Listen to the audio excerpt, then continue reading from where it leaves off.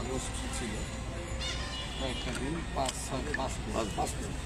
এই পুরো জুলাই আগস্টের সময় কী হয়েছে সেটা দেশবাসী জানে। এই নারায়ণগঞ্জ ছিল একটা গত বছর এরকম সময় একটা উত্তাল জায়গা, এবং এখানে ফ্যাসিস্টের সবচেয়ে নদনামি আমি বলবো এই নারায়ণগঞ্জ সাইনবোর্ড এলাকায় ঘটেছে।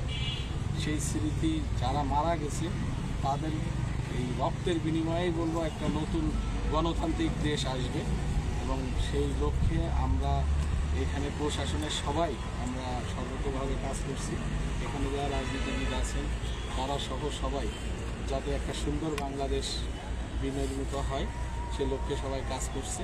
এক্ষেত্রে প্রশাসনের আমরাও যে যেখানে আছি আমরাও সর্বাত্মক এবং সার্বিক সহযোগিতা করব, এবং এই স্মৃতিস্তম্ভটা এই জন্যই হচ্ছে যে এই স্তম্ভর দিকে চাইলেও যাতে সবাই পূর্বের এই ঘটনাগুলো সবাই যাতে মনে করে, এর জন্যই এই স্মৃতিস্তম্ভগুলো করা হয়, এবং সেই চেতনাটা যাতে সবার ভিতরে সবসময় কাজ করে এবং কাজ করবে এই আশাবাদ আমি ব্যক্ত করছি। এই বলে আমি আমার ধন্যবাদ।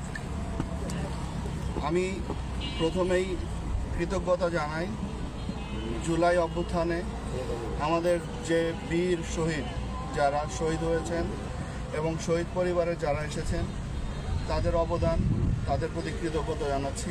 আমি কৃতজ্ঞতা জানাচ্ছি আমার এই জেলায় যারা আহত হয়েছেন, আহত হয়ে এখনও বিভিন্নভাবে চিকিৎসা নিয়ে যাচ্ছেন, তাদের সুস্থতা আমি কামনা করছি। আমি অন্যান্য যারা যোদ্ধারা আছেন তাদের সকলের প্রতি কৃতজ্ঞতা জানাচ্ছি।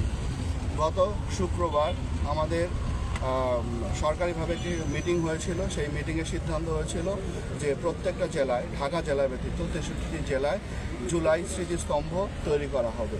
আমাদেরকে নির্দেশনা দেওয়া হয়েছিল জেলা প্রশাসনের পক্ষ থেকে আমরা যেন জায়গা বের করে দেই, যে জায়গাটি শহরের খুব কাছাকাছি হবে, এরকম কিছু নির্দেশনা দেওয়া হয়েছিল। সেই আলোকে আমরা আমাদের একটা কমিটি গঠন করেছিলাম এবং আমরা অনেকগুলো জায়গা দেখেছি। তার মধ্যে আমাদের যে জায়গাগুলো আমাদের কাছে মনে হয়েছে যে এখানে করার মতো, জুলাই স্মৃতিস্তম্ভ করার মতো, সেই জায়গাটি নিয়ে আমরা সকলকে নিয়ে, আমাদের রাজনৈতিক দলের নেতৃবৃন্দ, প্রশাসনে যারা আছেন সকলকে, বৈষম্য বিরোধী যারা আছেন, আমরা সকলকে নিয়ে আমরা মিটিং করেছি। মিটিং করে সর্বসম্মতিক্রমে আমরা আজকের যে জায়গায় আমরা কাজ শুরু করতে যাচ্ছি সেই জায়গায় আমরা সিদ্ধান্ত নিয়েছি। এখানে আমাদের যারা শহীদ হয়েছিল তাদের প্রতি তারা যে ভালোবাসা, দেশপ্রেমের যে উজ্জ্বল মহাকাব্য রচনা করেছিল, তাদের সেই মহাকাব্য আমাদের আগামী দিনে আমাদের পাথে হয়ে থাকবে। সেই লক্ষ্যে আমরা এখানে আমাদের সেই স্মৃতিস্তম্ভটি আমরা এখানে হবে।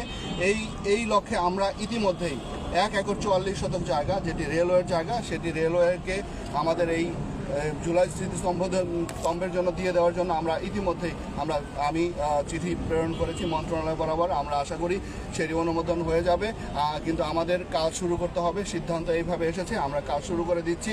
আমরা প্রত্যাশা করি আমাদের এই জায়গায় শুধু স্মৃতিস্তম্ভ নয়, এরপরে এখানে আরও অনেকগুলো অবকাঠামো হবে, এবং এই স্থানটি হবে একটা আকর্ষণীয় স্থান, এবং এটি জুলাইয়ে যারা আহত হয়েছে, যারা শহীদ হয়েছেন, তাদেরকে মানুষ এসে স্মরণ করবে, তাদের দেশপ্রেমে উজ্জীবিত হবে। আমরা যে সুন্দর সোনার বাংলা স্বপ্ন দেখি, সেটি বাস্তবায়িত হবে।